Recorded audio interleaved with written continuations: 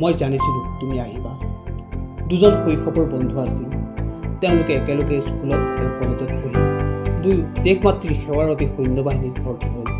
সেই সময়তে যুদ্ধ আৰম্ভ হ'ল আৰু দুই বন্ধুৱে একেটা ইউনিটতে থাকি যুদ্ধত যোগদান দিলে। এদিন ৰাতি তেওঁলোকৰ ইউনিটটোত শত্ৰুৱে আকস্মিকভাৱে আক্ৰমণ কৰিলে। চাৰিওফালে গুলীৰ বাৰুদ উৰিবলৈ ধৰিলে। সেই অন্ধকাৰৰ মাজত এটা মাত শুনা গ'ল, হৰি আহাচোন, মোক সহায় কৰাহি। হৰিয়ে তৎক্ষণাত তেওঁ শৈশৱৰ বন্ধু বিলৰ মাতটো চিনি পালে। তেওঁ যোৱাৰ বাবে কেপ্টেইনৰ অনুমতি বিচাৰিলে। কেপ্টেইনে ক'লে, মই তোমাক যাবলৈ দিব নোৱাৰোঁ, মোক এনেই আৰু তাৰ মাজতে আৰু এজনক হেৰুৱাব মই নোৱাৰোঁ। বিলৰ মাতটোৰ পৰা বুজিব পাৰি তেওঁৰ বাচন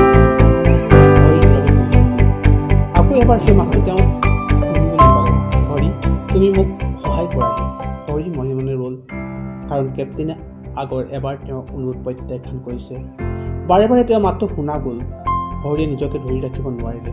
তেওঁ কেপ্টেইনক ক'লে, কেপ্টেইন তেওঁ মোৰ শৈশৱৰ বন্ধু, মই গৈ তেওঁক সহায় কৰিবই লাগিব। কেপ্টেইনে অনিচ্ছাকৃতভাৱে তেওঁক যাবলৈ দিলে। হৰিয়ে আন্ধাৰেদি বগাই গ'লগৈ আৰু অলপ পিছত বিলক কেম্পলৈ চোঁচৰাই লৈ আহিল।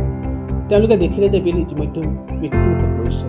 কেপ্টেইনৰ খং উঠি হৰিক চুৰি চুৰি ক'লে, মই তোমাক কোৱা নাছিলোঁ নে তেওঁ যে আৰু নাবাচিব।